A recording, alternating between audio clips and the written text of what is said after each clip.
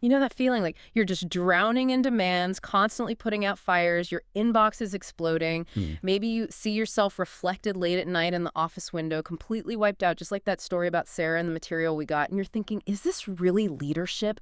Just Yeah, running. that feeling hits home for so many leaders today. I mean, whether you got a big team or you're steering complex projects, the pressure is just huge. It really is. Constant change, information overload, diverse teams, often remote, high expectations everywhere. And the old ways, the traditional focus on just strategy and control, they often feel like they're just not cutting it anymore. Right. We have all the playbooks for it, like metrics and delegation, market share, and yeah, those skills matter. Absolutely. But they don't really help you navigate those really tricky ethical gray zones, do they? Yeah. Or how to genuinely connect with a team member who's clearly struggling.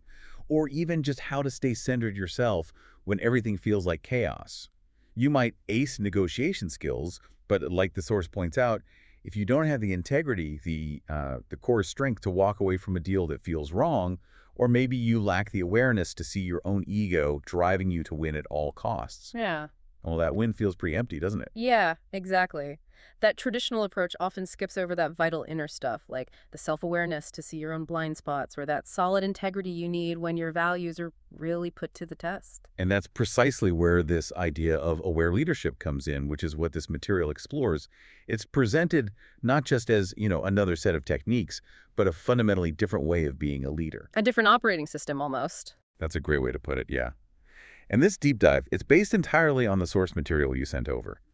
Our goal here is really to cut through everything and pull out the most important nuggets, give you a shortcut, basically, to understanding what aware leadership is, how it actually works, and how it might help you lead with, I don't know, more clarity, more impact, maybe even find a bit more calm in the middle of the storm. Okay, let's do it. Let's unpack this. We'll look at the core foundation, right? Mhm. Then dive into that crucial inner journey, understanding yourself. Then maybe some practical habits, how it changes communication, Mm, even touching on building aware environments. And wrapping up with the idea that this is, well, ongoing. sounds like a plan. Let's jump in. Okay, so first things first. What is aware leadership at its absolute core? The source makes it really clear it's not just another item for the leadership checklist. No, definitely not. It explicitly says it goes beyond those traditional management skills we mentioned, strategy, the execution, the numbers.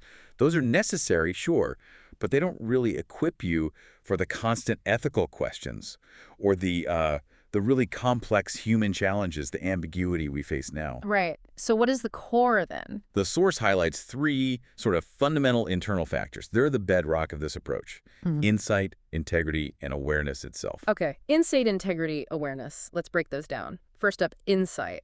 What's the gist of that? Insight, in this context, is about seeing things deeply, like really deeply, beyond the surface level. It's understanding situations, people, and crucially, yourself, and seeing the complex systems interacting. So like connecting the dots. Exactly. Recognizing patterns others might miss, grasping what's really motivating people, perceiving how things are interconnected, and maybe even anticipating consequences rather than just reacting when they smack you in the face. It's moving from firefighting to fire prevention, you could say. Got it. Kind of like leadership X-ray vision. Okay, next. Integrity. We hear that word a lot, but the source seems to give it a very specific, heavy meaning here. It does. It defines integrity as this unwavering alignment.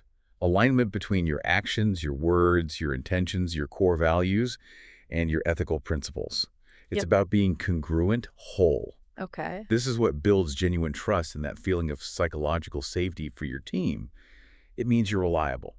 Your yes is yes, your no is no, consistently. And the source contrasts this sharply with just having skills like those negotiation tactics, but without that ethical core. Yeah. It's skills without integrity. They can actually be pretty damaging. That really feels like the foundation for everything else, for trust. Okay, and the third one, awareness. This sounds like it's central to the whole idea. It absolutely is. Awareness is described almost like an art form, the dynamic art of being fully present, conscious, engaged, moment to moment. It's about cultivating this focused yet open state. Hmm. So being really attuned to your inner state, noticing your thoughts drift by, feeling your emotions, paying attention to sensations in your body, Mm-hmm. and at the same time being perceptive of the external environment, the vibe in the room, the subtle cues in a conversation, the shifting group dynamics. Wow, that sounds Demanding, Oh. both inner and outer focus. It takes practice, Yes. but the real power here, the transformation, comes from developing the capacity to respond thoughtfully, intentionally, Yeah. instead of just automatically reacting out of habit or some old conditioning. Remember that example from the source about the tense negotiation? Yeah. An aware leader notices the anger starting to bubble up inside them, creates a little space, and then chooses a different path rather than just letting the anger hijack the conversation. Uh, okay, so you're present to what's happening inside and out, and you use that presence to deliberately choose your next step, not just default mode. Precisely. And the source really emphasizes that insight, integrity, and awareness aren't like separate silos. They're deeply interconnected. They feed each other. When you cultivate one, you naturally strengthen the others. That interconnectedness feels really important. Okay, so that's the foundation, these three core qualities. Where does the actual work? Where do you start? The material couldn't be clearer on this.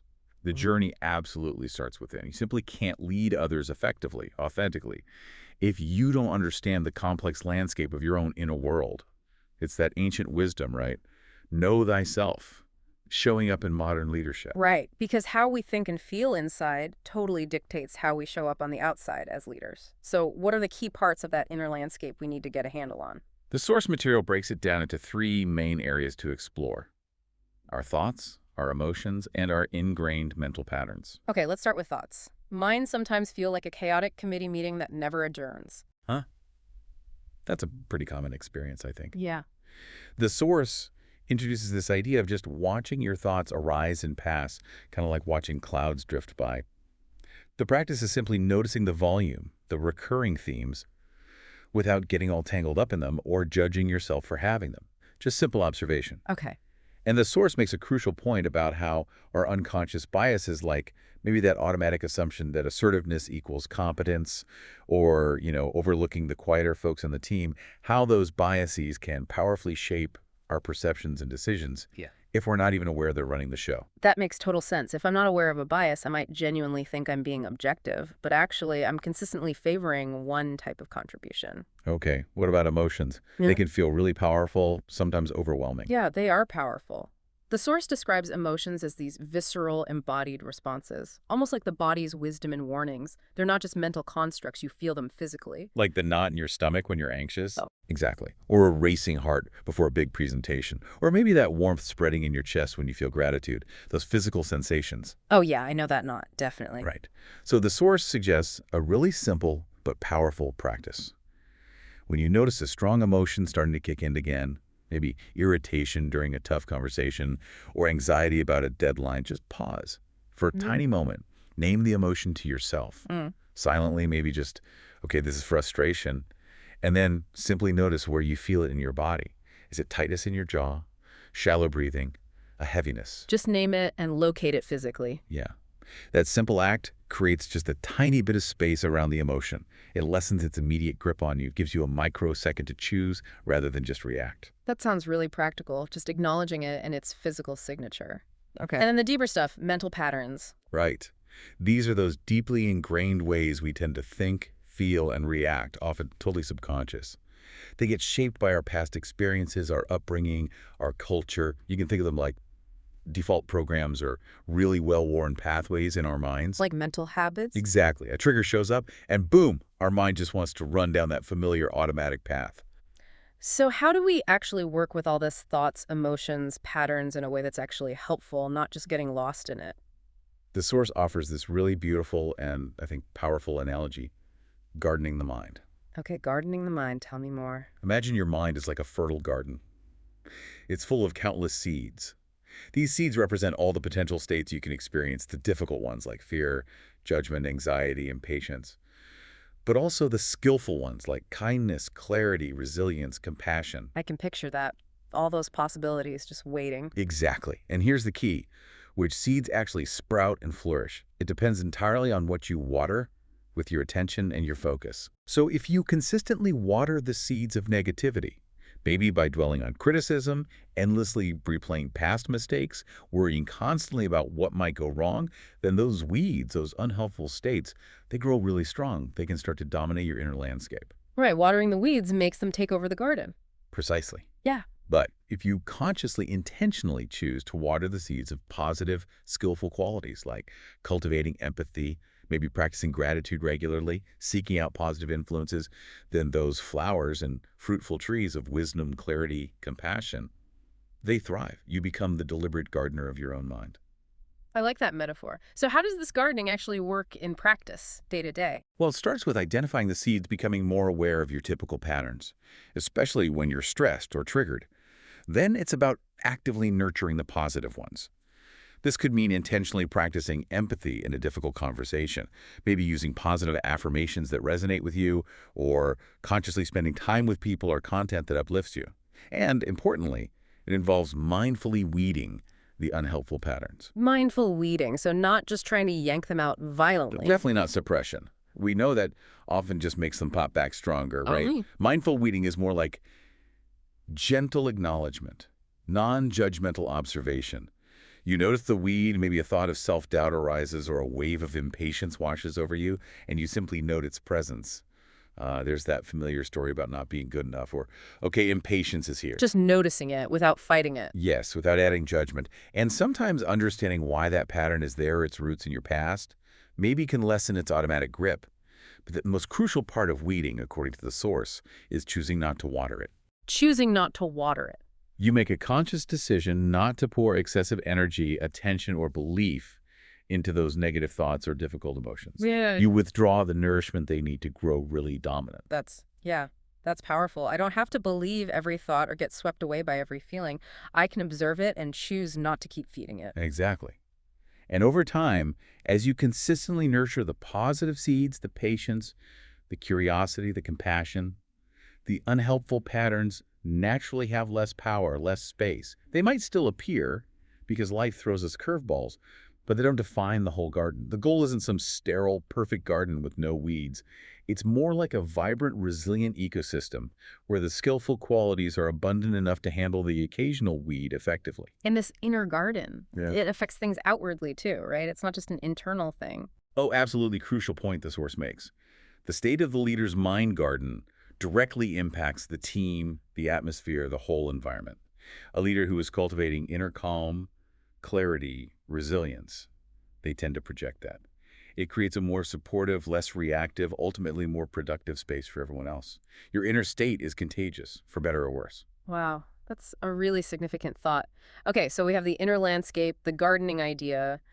How do we translate this understanding into actual moment-by-moment practice? What are the key habits? Yeah, because aware leadership isn't just about knowing this stuff intellectually, right? It's about living it through consistent habits and practices.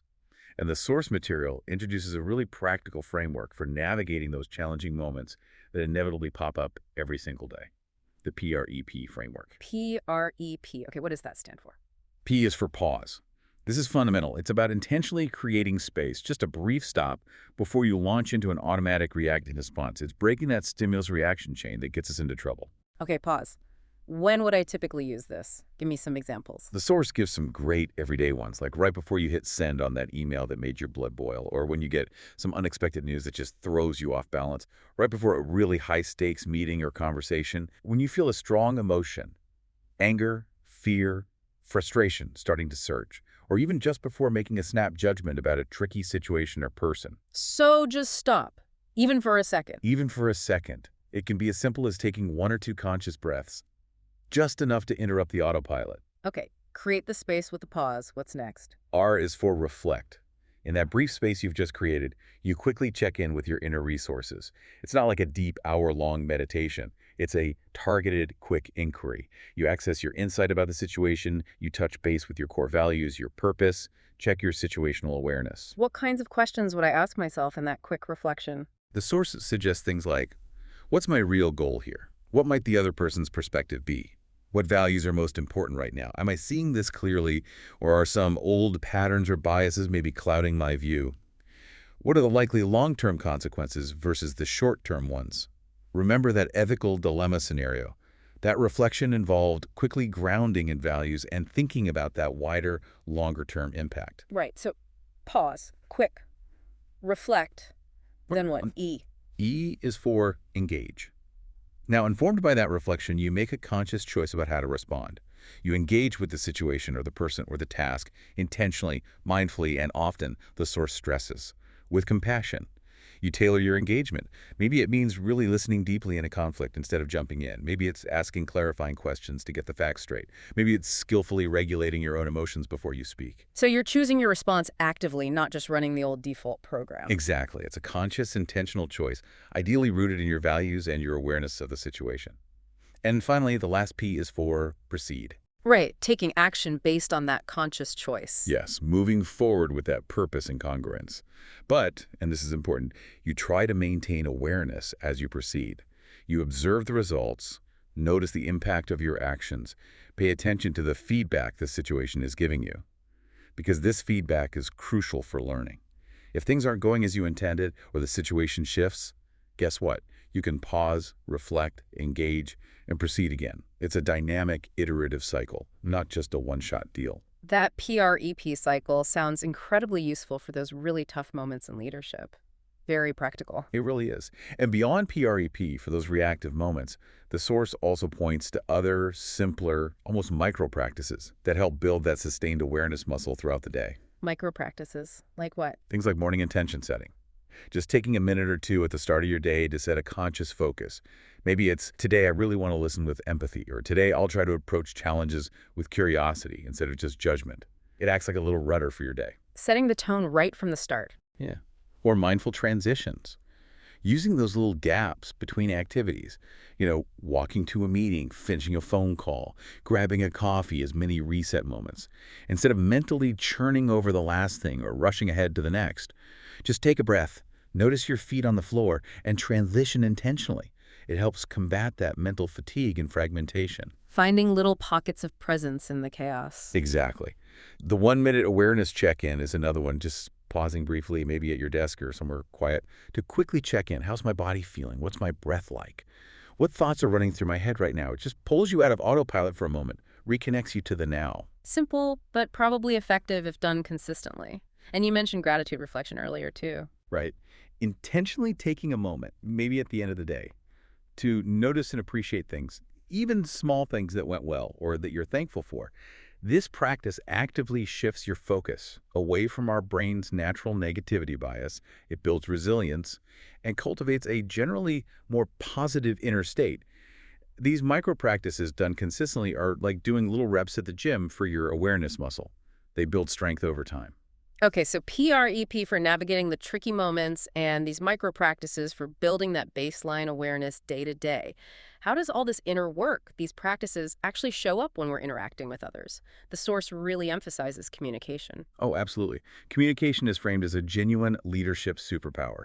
And it's way more than just, transmitting information from A to B. It's about creating shared meaning, fostering connection, building relationships, inspiring action. It's fundamentally a two-way street, requiring real skill in both speaking and listening. So what are the core principles for this kind of aware communication? Well, clarity and simplicity are highlighted. Avoiding unnecessary jargon, being direct, focusing on the essential points.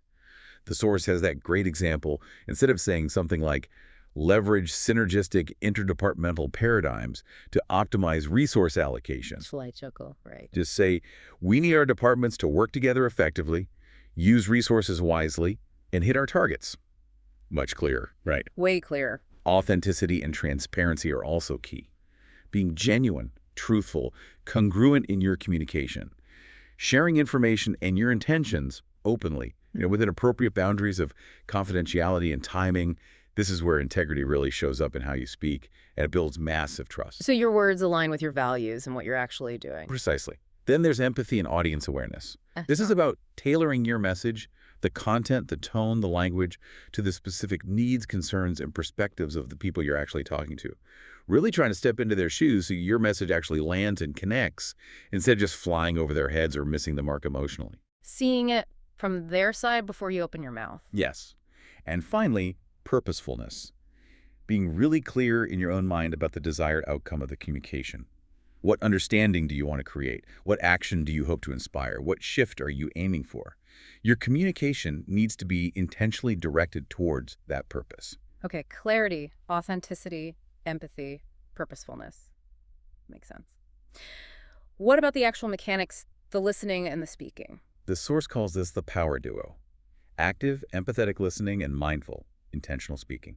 Listening is presented as absolutely foundational. It's not just waiting politely for your turn to talk. It's a conscious, disciplined effort to truly understand the speaker's full message, not just the words, but the implicit meaning, the emotions underneath, the needs being expressed. So using techniques like asking clarifying questions or paraphrasing back what you think you heard. Exactly. Things like, so if I'm understanding you correctly, you're saying, Mm. or it sounds like you're feeling really frustrated about. This does two things: confirms your understanding and makes the other person feel genuinely heard and validated. Mm-hmm. This is huge. Mm. And then mindful intentional speaking involves bringing that clarity and authenticity we talked about, being aware of your own nonverbal cues, your tone, your body language, and speaking from a place of empathy and respect, always considering how your words are likely to land on the other person. Communication is also where conflict often happens, isn't it? How does aware leadership approach conflict? Yeah, conflict is seen not as something to be avoided at all costs, but as inevitable and actually potentially an opportunity for growth and deeper understanding. Aware leaders don't shy away from it or try to suppress it. They aim to navigate it constructively. It involves really seeking to understand all the perspectives involved, using that deep listening with genuine curiosity, then collaborating to find solutions, aiming for win-win, or at least win-learn outcomes. Maintaining respect and composure yourself, even when things get heated, modeling that emotional regulation. And crucially, agreeing on clear actions moving forward so the conflict actually gets resolved. And all of this, the clarity, empathy, listening, constructive conflict contributes to creating a more inclusive environment. Yes, absolutely. By actively acknowledging and trying to bridge different communication styles, by championing transparency, and by being willing to address exclusionary behavior when you see it, you help ensure that everyone feels heard, respected, and safe enough to contribute their best thinking and their whole selves. When communication consistently reflects these principles, it really does become that superpower building trust, driving collaboration, and unlocking the team's collective potential.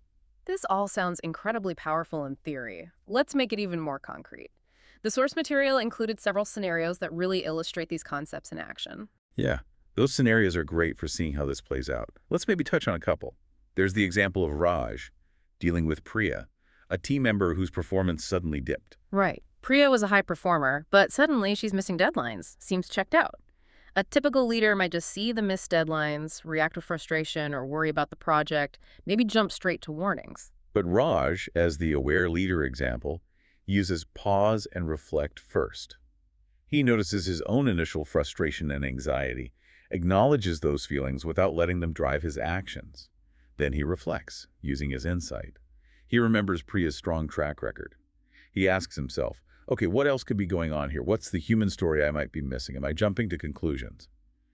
He consciously grounds himself in his value of supporting his team members. So he shifts from just reacting to the problem to inquiring about the person and the context. Exactly. And so his engagement is then driven by courageous compassion. He doesn't ignore the performance issue that's still real, but he approaches Priya from a place of genuine care and curiosity, creating a safe space for her to talk. He listens deeply. And it turns out Priya is dealing with a significant personal challenge that's impacting her ability to focus. Ah. So based on that deeper understanding, they proceed by co-creating a plan together, one that balances providing support for her personal situation with clear accountability for getting her performance back on track over time. It becomes about recovery and reinforcing trust, not just punishment. That's a fantastic example of balancing that compassion and accountability using awareness. What about the scenario with Maria? Having to communicate a massive disruptive organizational change? That sounds incredibly tough. Oh yeah, huge pressure. Marie had to deliver difficult news, manage widespread fear and uncertainty. An unaware leader might get swept up in the anxiety themselves, maybe project it onto the team, or perhaps try to sugarcoat the news in ways that end up feeling less than transparent. So what did Maria do differently? First, she uses pause, specifically to regulate her own complex emotions about the change. Maybe she literally steps away for 5 minutes, uses a breathing technique. She knows she needs to be centered to guide her team effectively through this turmoil. The source frames this as that critical balance of self-care and service, putting on your own oxygen mask first. Right. And then how did she communicate the news? She engages with, the source calls it, radical transparency and profound empathy. She's clear about what she knows, and importantly, what she doesn't know yet. She's honest about the uncertainty. And crucially, she validates the team's likely feelings, acknowledging the fear, the frustration, the anxiety, making it explicitly okay for them to feel that way. She opens the floor for questions, listens patiently, non-judgmentally, creating psychological safety even in a really vulnerable moment. And then the proceed part. She proceeds by providing absolute clarity on what is certain timelines, support resources, next steps, and she acts as a fierce advocate for her team within the wider organization, working to ensure those impacted are treated with dignity and fairness throughout the process. Maria's approach, even though the change itself is hard, builds trust and resilience. It minimizes harm and lays a foundation for the team to eventually adapt and move forward. Those are really powerful illustrations, especially when emotions are running high. The source also had that scenario with Ben facing a more subtle ethical dilemma. Ah, yes, Ben's situation. That wasn't like a clear-cut illegal thing, but more that subtle pressure to maybe bend the rules slightly or omit some information to close a really valuable deal. A less aware leader, maybe focused only on the short-term win or hitting targets, might rationalize it, or just go along with it under pressure from the client or even internal goals. But Ben, grounded in aware leadership, what did he do? The moment he feels that pressure, that internal discomfort, he uses pause. He reflects immediately, grounding himself not just in the potential reward, but in his company's stated values, the ethical policies, and his own personal sense of integrity. He asks himself those deeper questions. What's the real long-term cost of this short-term gain? What are the ripple effects legally, reputationally, for my own integrity? And what kind of precedent does this set? He sees beyond the immediate deal. And his engagement. How did he handle the client and his team? His engagement is characterized by unambiguous clarity and professional courage. He communicates his position clearly and calmly to the client, explaining why they cannot proceed in that way, even if it risks losing the deal. And then he proceeds with transparency back to his own team, explaining the situation and his decision, reinforcing their shared commitment to ethical standards as non-negotiable. This doesn't just protect his integrity, it actively models it for his entire team, showing that principles matter, even under pressure. That really drives home the integrity piece in action. And one more quick one, Deepa. Receiving difficult upward feedback. That can sting any leader. It absolutely can. Our default reaction is often defensiveness, right? Yeah. Or feeling hurt. But Deepa, the aware leader in this scenario, uses pause immediately to just manage that initial emotional sting. She doesn't lash out, argue, or shut down. She reflects instead. She reflects, but with courageous self-honesty and a genuine growth mindset. Instead of seeing the feedback purely as criticism or an attack, she actively looks for the truth within it. She asks herself, what blind spots might this feedback be revealing? Is there something valuable here I need to learn? She accesses humility and her desire to improve. And how does she engage with her team after getting that feedback? She engages by acknowledging her vulnerability. She thanks the team for their courage in sharing it, expresses her commitment to learning and making changes based on their input. She models how to receive feedback constructively. And then she proceeds with concrete actions, maybe asking for specific examples, practicing new behaviors, creating more opportunities for ongoing input, and checking back in on the impact of her changes. She uses the feedback as fuel for her own continuous growth. Wow. These scenarios really paint a picture, don't they? They show how insight, integrity, and awareness, boosted by practices like PREP, aren't just abstract concepts, but are woven into navigating the most challenging, most human parts of leadership every day. Yes, exactly. They demonstrate that this isn't just nice-to-have theory. It's a really practical, effective way to lead with more impact and, frankly, more personal resilience. The source also briefly mentions how this individual work starts to ripple outwards, talking about building an aware organization. Right. Because it starts with the leader, but they don't lead in isolation. They influence the whole system. Yeah. So building a more mindful organization takes collective effort. It does. And a couple of key elements are highlighted for creating that kind of environment. What are they? Fostering psychological safety is absolutely paramount. Creating an environment where people feel genuinely safe. Safe to be authentic, to speak truth to power, to ask tough questions, to admit mistakes, even to show up as whole human beings with vulnerabilities without fearing punishment or humiliation. How do leaders do that? Leaders model it themselves by showing vulnerability, by framing challenges and failures as learning opportunities, rather than just reasons to blame someone. By practicing that deep, non-judgmental listening. And when things go wrong, shifting the focus from whose fault is it to what can we learn from this and how did our systems or processes contribute? Creating that safety just unlocks so much potential, doesn't it? Innovation, honest feedback. It really does. And the other key element mentioned is nurturing collaborative relationships. actively building trust-based partnerships, not just within teams, but across departments. Breaking down those silos that stifle progress.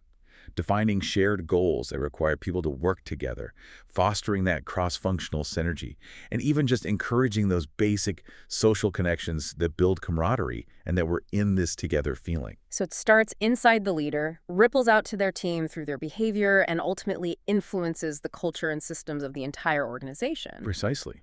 The aware leader acts like a catalyst, a role model, helping to cultivate an environment where awareness, insight, and integrity can actually flourish collectively, not just individually. This has been a really deep dive into some incredibly powerful concepts. It feels like a lot to take on, though. Is there like an endpoint? Do you ever arrive as an aware leader? That's a great question, and the source material is very, very clear on this. No. Becoming an aware leader is absolutely not a destination you reach. There's no finish line. There's no point where you graduate and you're done. Okay. It is fundamentally a continuous, evolving, deeply personal, and lifelong journey. It's an ongoing commitment to self-discovery, to learning, to compassionate practice, and to intentional growth as a human being who leads. So it's less about achieving perfection and more about the ongoing practice. Exactly that. It's not about achieving some mythical state of permanent calm, or never feeling difficult emotions again, or never slipping back into old reactive patterns. That's unrealistic. Yeah. It's really about the willingness to return again and again with kindness towards yourself and perseverance. Returning to your core intention to lead with awareness, insight, and integrity.